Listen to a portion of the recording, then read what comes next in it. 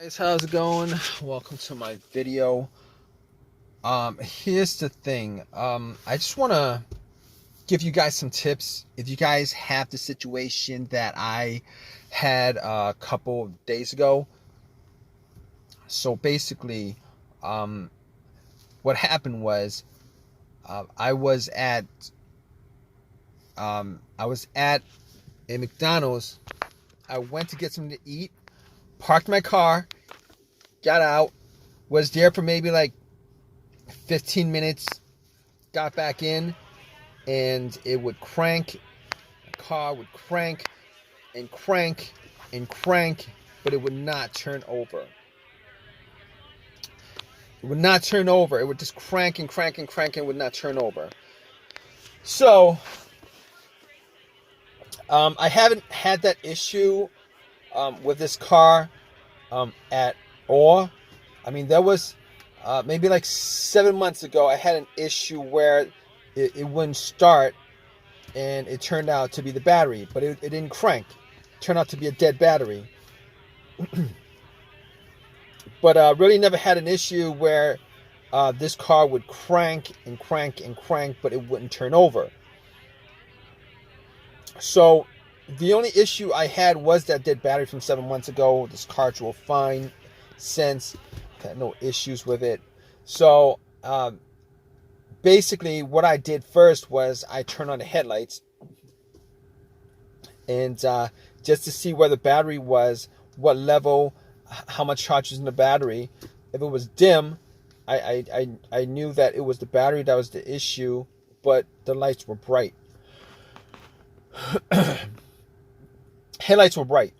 So basically, I didn't think it was the battery to begin with, but and the reason why it wasn't just because of the headlights, it was because of how strong the cranks were. All right, it wasn't like it was a slow crank. It wasn't like it was a soft crank. It wasn't like it was trying to crank. It was a very, very strong crank each and every time it cranked. Regardless, I opened up the hood and pretty much checked around the battery, because I thought, I was hoping that it would be something as simple as that. I didn't really want it to be anything bigger than that. Obviously, most people in this situation, if they were in this situation, they'd wish for the easiest fix. So I was looking at the battery, I was looking at the terminals, and you know what? I don't think I actually cleaned up the terminals last time when I changed up the battery 7 months ago. I was looking at the terminals. They looked kind of corroded. There was some rust on it, kind of corroded. There was some white, bluish stuff on there. So I pretty much, had a couple of fries, and then I took out my Coke, which I drank half a cup of, and I poured the rest onto the terminals, and had it fizz up, oxidize, a lot of the corrosion. So I pretty much took some paper towel and wiped it. But here's the thing, I was actually able to wiggle both the terminals off. They were tight, but not so tight that I couldn't move it. But I was able to move it, wiggle it, and once I took it off, pretty much wiped it and popped it back on. And I was hoping that was going to be the fix for it. But unfortunately, when I got back and tried to start it, it would crank and it wouldn't start. Now, I didn't give up, thinking that it might have been a battery for whatever reason.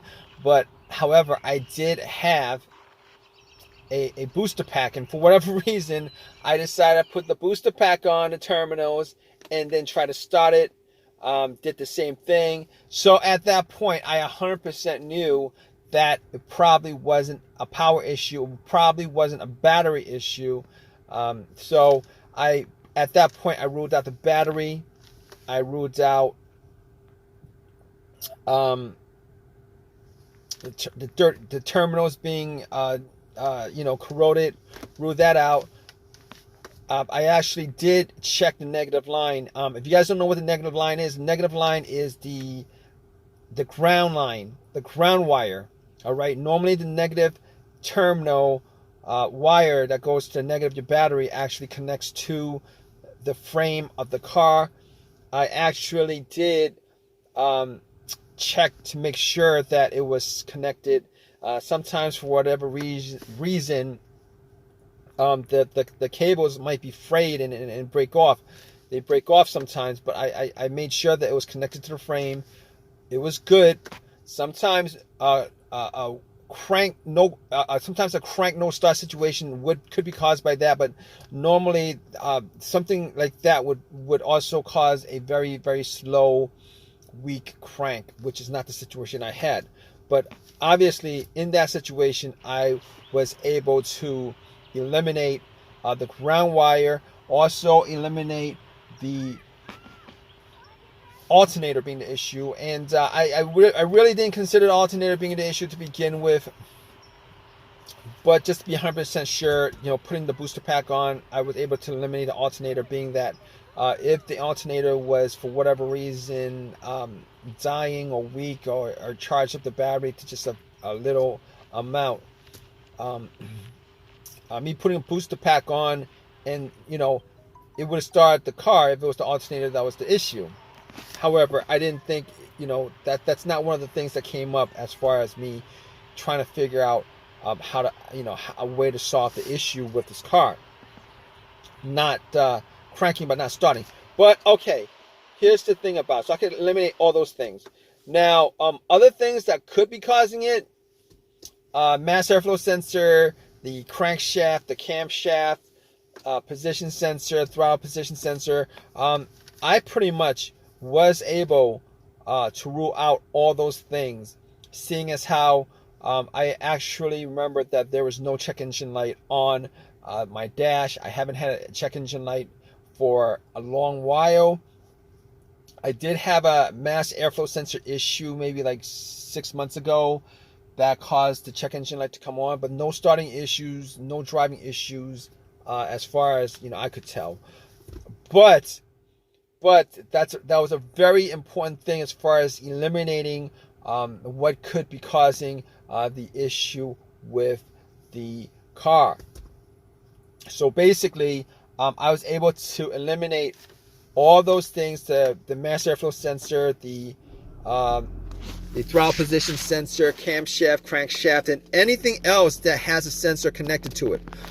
But I recalled that I had a similar situation with another car where there was maybe a computer issue. I think it was a computer issue where the computer was not able to connect to the car itself because of a blown fuse on the car's computer, blown ECU fuse or something like that.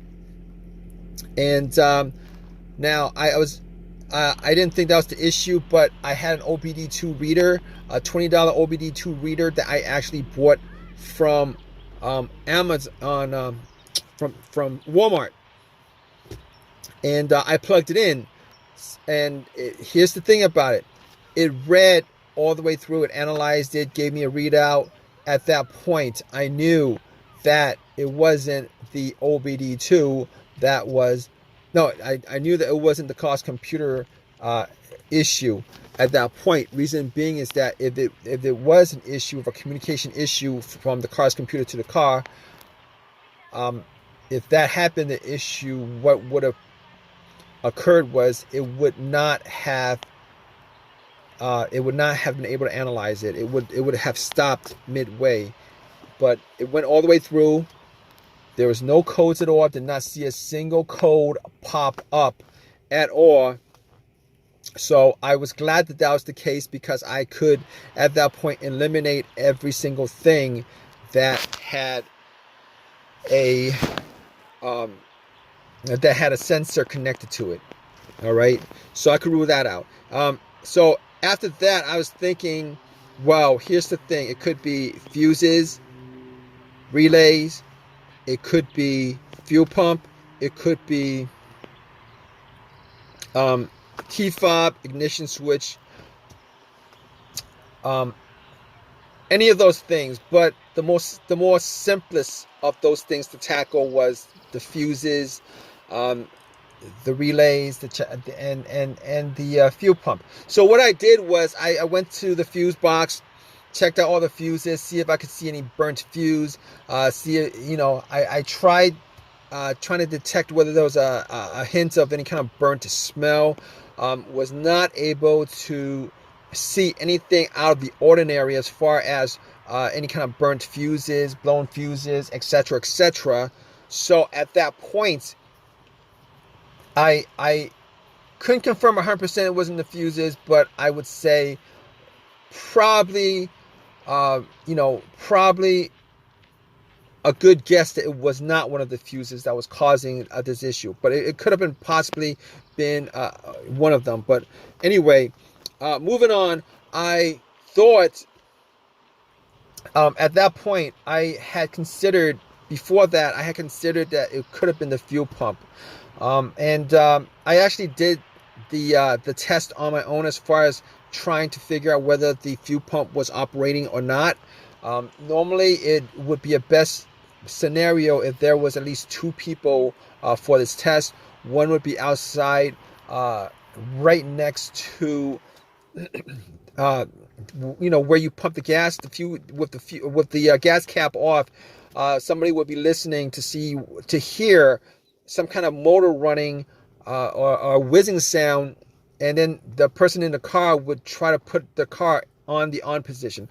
The on position is the ignition position right before the crank. This would be the last position before it cranks up. The reason why you don't want to crank up is because the cranking noise, the crank will actually drown out the noise from the motor. All right, so you're trying to listen for like a slight whizzing motorized sound on.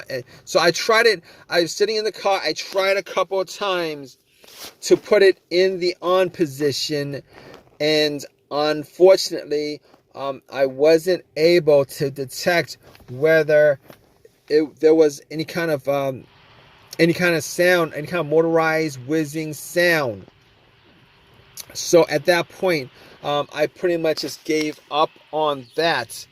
So basically what I did next was checking out the fuses, but was not able to decipher whether it was a fuse issue. So what I did after that was try to figure out whether it was one of the relays. So what I did was I considered that it was maybe the relay to the fuel pump. It could have been a clogged fuel filter, but normally a clogged fuel filter, it would cause a crank no start sometimes, but for the most part, it would crank up, and then and it'll stall out. It wasn't the case here. So I didn't think it was the fuel filter, considering it would crank and crank and crank and crank. It seemed like there was something that was causing it not to turn over.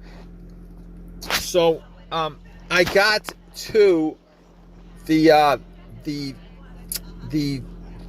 fuel pump relay. Once I got to the fuel pump relay, figured out where it was. I couldn't detect whether there was a malfunction with the relay. So what I did was I took out another relay. That was, the same had the same markings as far as the numbers on there and stuff like that. And I kind of swapped it out. And then I got back in my car, and guess what, guys? Cranked, and then it turned over. It was working just fine. So at that point, I knew it was the fuel pump relay that was the issue, and Obviously, since it was the issue, I was able to drive the car to an AutoZone and got a replacement relay. Pretty much swapped it out. Swapped it out and then replaced it, the one that I took it out from, the accessory that I took it out from. So I haven't had an issue since with any kind of cranking situation. Haven't had a single issue since. But to be honest, I didn't actually drive that much, but haven't had an issue since with the issue, with the crank no start issue. So it's been resolved. It drove fine all day today. Not a didn't have the same issue as I had previously. So this is a it was an easy fix. I'm glad it was an easy fix. If you guys are in this situation, you guys are looking for to troubleshoot your crank but no start situation, if you guys go down the list of what I went through as far as eliminating each and every one of those things, 90% of your situation could probably be, you could probably figure out what the problem is. Regardless, hope whatever your situation is at this point, that it's an easy fix for you. Please give me a thumbs up. Please subscribe. If you have any comments at all, please leave a comment in the comment section. All right, guys, take care.